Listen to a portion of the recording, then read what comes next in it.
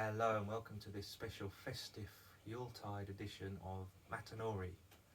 Now, 6 months ago I did a story about the solstice at summertime, and it's brought us right round to the solstice at winter time. You may remember, if you've seen it, there was a great battle that happened, and I think at the time that person vowed to return. So let's go and see what happened. This is Yule, the return of a king, the story of the holly and oak kings at winter time. It is dawn on the shortest day, Yule. The sun hangs low in the sky, almost touching the earth and travelling across the horizon. For 3 days and 3 nights it did this. The holly king, Arawan, stood alone surveying his kingdom. His breath was like mist on the cold night air, and he had grown a long white beard, and as his brother before him was starting to feel very old and very weary. He recalled the battle that had always taken place since time began and can never ever end. It was a clash of 2 equals, of 2 kings looking to rule the earth, of 2 brothers who are on opposite sides of this fight that meet at the solstices to claim control of the sun. 2 sides of the same coin maybe, but only one can be victorious. In defeat, they reside in a land known as Unwin, the other world. In victory, they can roam the earth. Arawan, the Holly King, he has ruled over the earth since summer solstice. He won the sun and was tasked with lowering it into the sky to shorten the days and lengthen the nights. This gave the world the sign to gather the harvest and rest.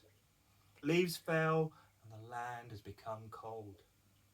He let us know that it is okay to let go of those things that no longer serve us. But now, as the shortest day has arrived, Hafgang, the mighty Oak King, has awoken from his slumber and will challenge the Holly King for supremacy in the sky. Hafgan knows Arawan's reign is nearly over, but he, as Hafgang was, will not be easily beaten. He must challenge him, as the light now needs to return, but he also must prove that he is the worthy champion. Hafgan has rested at the castle with Arianrod, the lady of the silver wheel.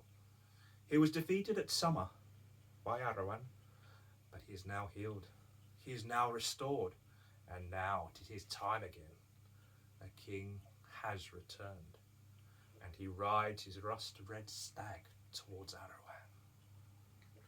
Greetings, Hafgan, brother, he says. You are back. You look well. Well, much better than we last met. I recall you on the ground, weak, broken and defeated. Have you come back for another beating? How dare you challenge me? Arawan, replied Hafgan, your words mean nothing, and you grow weak, old man. You were lucky the last time, and yes, I was defeated, and you won your crown back. You did give me mercy, but your time is over. Stand down. Ha! Declared Arawan. You cannot best me, for I have had the sun and the earth. I have spent 6 moons lowering the sun towards the ground after your tenure.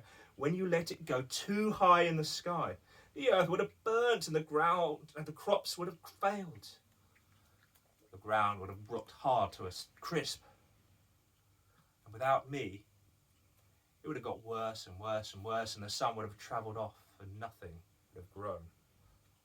Arawan laughed. Ha! I don't think you were able to take this burden from me. I defeated you then, and I'm going to defeat you now. Hafgan smiled. My brother, it is my time again, and you know this to be true. I am back, and I challenge you. One more time, I can take back what is my task. The light shall return after tonight. Maybe you are worthy of it all, young Hafgan. Arawan smiled. I knew you would return, as 'twas always foretold. We have met at the solstice since time began, and fought this way ever since. It is not about hate, it is about fate. I accept your challenge, but prove your worth before my crown will fall. Pick up your sword, Arawan, said Hafgan, and take your staff. Tonight we fight, and I will surely best you in strength of might and wit and mind. So be it, replied Arawan. Today this is the battle of steel, of wood, of quarrels and songs of the ages.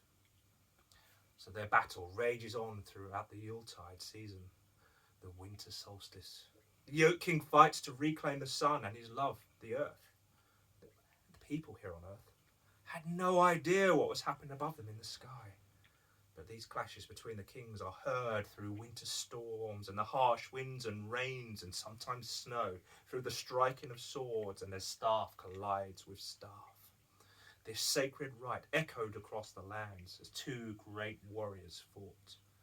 But there could be only one victor. Now, as all this was going on, the fairies became quite disturbed by this once more. They had protected us humans 6 months ago when the fight commenced before, and they were still really, really worried. So they decided to continue to protect us at this time, especially those that had respected their realms throughout the seasons. They'd noticed that the people of the earth had been trying to bring the green from outside in to remind themselves of life, as all around them just seemed to be dying. So, as the greenery was brought in, the fairies got inside the greenery in form of ivy, mistletoe, fir tree and holly. So the fairies were dwelling within these plants and started to live within the homes of the people. They were watching over us, keeping us all safe.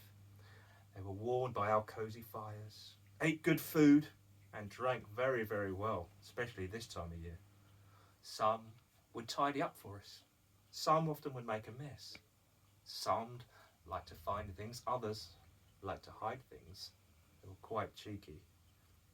But some just sat atop of our trees, waiting in plain sight. I've had a quick look inside this one, and I swear there's fairies inside here, but maybe it's just unseen things. So, it's always important to honour the work of the Fae, as they will return your kindness by helping manifest a wish that you may have asked for during Solstice Festival. At Yule, yes, the sun is weak, but the moon is strong, especially when it's full. If you look in the right place, and if you're chosen, you may see the fairies or the Fae amongst your decorations as their magic spreads across your homes beneath the light of silvery moons. So maybe look out for that later today. Above us, a final blow was dealt, and all was silent around. A defeated, beaten, broken Holly King was laying on the cold, hard ground. The Yoke King proudly stood over him, victorious. Arawan spoke. Brother, you have bested me. I am done. You have proved yourself a most worthy champion, and I yield. But please, take this son from my charge, it is yours. And as I lay on this ground, I beg clemency. The earth is yours to love again, but if you take the sun to lift into the sky, then so be it. Fate has told us that the sun is yours to do with as you please. But know this, with this task, a burden, a curse it will bring. You will face many more challenges as the months pass by. The earth below needs a balance of light and dark, or all will perish. Arawan continued to speak. You have won the light, but the winter will remain in my charge for now, and my final act will make way for the Kyliak, to allow this land to be of peace, reflection, and renewal. Arawan smiled and removed his crown. Hafgan the Great, the Oak King, the Sun King reborn. Hail and welcome. Lord of the waxing year, take my crown. It belongs to you now. Afghan held out his hand and helped Arawan to his feet. Arawan, the great Holly King, Lord of the waning year, I take your crown and I wear it with pride. The burden is mine and mine to bear. Now, please take my stag and she will take you back to Castle Arianrod, where you can rest, heal and wait as I did. Afghan sat upon the stag, and it magically changed into a wintry white colour. The two kings nodded at each other in mutual respect. The stag gave out a loud bellow that echoed across the skies. It was time for the Holly King to go, and it swiftly headed north towards the castle. I bid you hail and farewell, dear brother. Hail and farewell, Afghan called. Till we meet again, Afghan, Arawan replied. Hail and farewell. So, that is the story of the Holly and Oak Kings at winter. The Oak King, Afghan, has returned. Arawan is heading north and is resting at the castle. All sounds quite a familiar story, doesn't it, for those that have heard the story before? From this night on, the Oak King will be in charge of the waxing sun, and we know the days will grow longer, and light and warmth will eventually return. All things must rest, you see, but all things do end, but many things can be reborn again. The fairies are still protecting us, and watch over those for those who believe in them. At Yule, we may have fairies in our home, so look out for them. So, all I have left to say for now is a big thank you to the Fae for their protection. Congratulations to the Oak King. May your rule be fair and may it flourish. And to you, who spent the time to listen to this all the way through, I bid you hail and farewell.